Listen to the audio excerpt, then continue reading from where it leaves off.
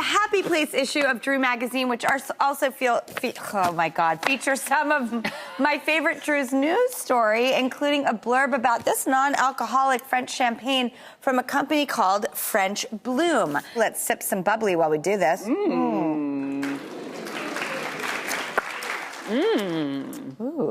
Delish. Really, really good. Oh. All right, well, first up, Insider reports that Hugh Grant recently said that movie sets are so weird now because everyone's always looking at their smartphones. And in the old days, by the end of the second week, you were all getting drunk in the evening and having dinner and falling in love with each other. Yeah. He is Really? Not wrong. Really? Oh, my God. Is that what it's like on a movie set? Oh, Yes, really? 100%. It's so much fun. I or bet. At least it used to be. He says that all that stopped because everyone goes home and they're on social media or at work. They're sort of just like down in their phones. Yeah. He's right, actually. I don't think it's just on movie sets, though. I mean, I used to work at Lane Bryant in the mall. Hi to my friends. And it was, like, break time was the fun time because we all talk smack and we plan going out later that night. This is before phones, right? You understand? I'm old. Okay. I don't know. It was like, basically, it was like that camaraderie. And I think that's what he's saying, what they're missing now because everyone's in here. Who here feels like, you know, maybe we're looking down at our phones more than we are engaging with people? Put your hands up if you think that's the truth. Okay, almost everyone in the audience. But you know what's interesting? While we're on our phones, we're all searching for connection. You know what I mean? You're checking Twitter or you're swiping to find a date. But there's people right in front of you, but we're not connecting with them. Isn't that interesting?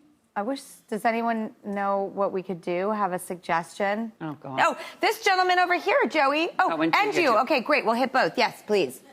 I just think we should start randomly talking to people. Like, I talked to him on my flight to my bachelorette. Now we're friends. Really? And yeah, and the other day I was at the grocery store, helped a mom download an app to her phone, and we're hanging out later this week. Just talk to people. Okay. What is your name? I'm sorry? What is your name? My name's Ida. Ida? Yeah. I love you. And I love that you have this living proof right next to you of a struck-up conversation and a connection leads to the two of you hanging out here today. I mean, not only that, but I met her through a friend. We're married now, so. Yeah. Wait, what? No swiping involved. No swiping involved. Old school. Okay, great. And then Love this that. gentleman over here, Joey, he had a black vest on. He's in the second row. What is your suggestion and name? Play more board games. I love board games. Board games are great. I do a lot of painting, so I meet people playing board games in real life at a board game cafe. A board game cafe. Yeah. I would go to a board game cafe. What's your name? Travis. Travis. Okay. I love you too. Yeah. Thanks. Board Game Cafe, you have my, yes. And thank you, you guys. Thank you. See, Yeah. that gives me hope. Let's all try to make a friend. Someone new. All right, anybody here remember Blockbuster video we all know? Well, of course. Yeah, well, Fox Business reports they may be back in action. Apparently, the movie rental chain recently updated their website with this message. It just said, please be kind while we rewind.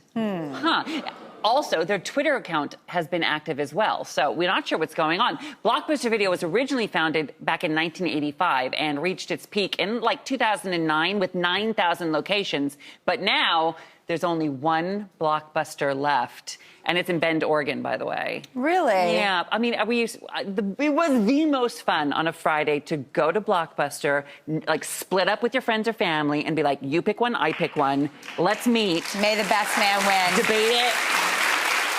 Finally, in Drew Magazine, we have a page dedicated to small wonders about different ways that we can help our tiny animal friends. And in this issue, we suggest maybe, I don't know, adopt a sloth by supporting the Sloth Conservation Foundation. Oh, my But before we do gosh. that, everybody, if you'll get quiet with me because somebody doesn't love loud noises. Welcome David Mizajewski and Puppy the Sloth. A live sloth. I'm going to keep it together. Hi, everyone. It's okay. We don't have to be super, super quiet. Why don't you guys come on out here? Oh, my God. Oh, my I God. brought both of you a sloth of your own to hold from the National Wildlife And Federation. is it because you want to pacify us from grabbing Puppy? It is a little bit, because I know he's irresistible. So you guys, this is a two-toed sloth. They live down in South America. They're called sloth because they move very slowly. Let's see if we can get him to eat. Yes. You can see he's gonna just kind of nibble on this. Why are they like that? Where can I get some of that? Well, because the food that they eat is actually not very nutrient dense, and so they have to eat a lot of this leaf and plant material, and they digest it very, very slowly, and so they don't have a lot of energy, and moving slow actually helps them avoid predators. Most of their weight is actually in the food in their stomach because they eat so slowly, they only go to the bathroom about once a week, and about 60% of their weight goes away, so.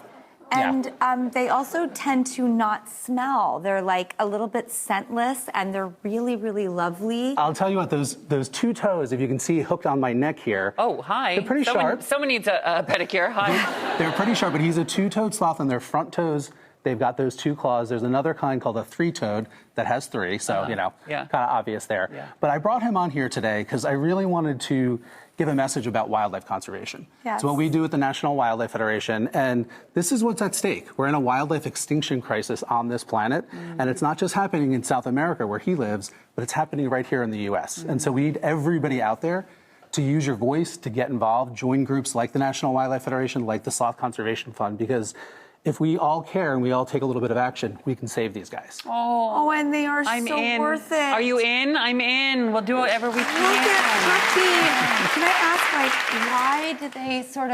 why is the world like this to them? Because they're evolved to hang upside down. So being backwards like that in the wild, and he hangs from those claws like this. So that's a normal position for him. And Rossi, didn't you guys meet back when you were hosting Chelsea Lately? We did. We've met before. Yeah, I was hosting Chelsea Lately, but none of them. Look at that picture. Look at, see, that was me being very brave. All right. That was the hardest segment I've ever done. Why? Because I was trying so hard not to laugh because you were hilarious. I'm trying to give wildlife info, and Ross is making me crack up. So yeah. Sorry about it, but that's why you brought a sloth this time, just to slow me down. Right. We can all be chill. Oh my God. Well, David and Puppy, I cannot thank you enough because I want everyone to head to our websites and all our socials. We'll be pushing to show you how you can be more a part of the effort to save sloths and other wildlife. And thank you so much, Dave, for bringing welcome. Puppy here. You're I welcome. love you, Puppy. And up next, we're going to go to someone else's happy place, and there are dumplings there because, well, say no more.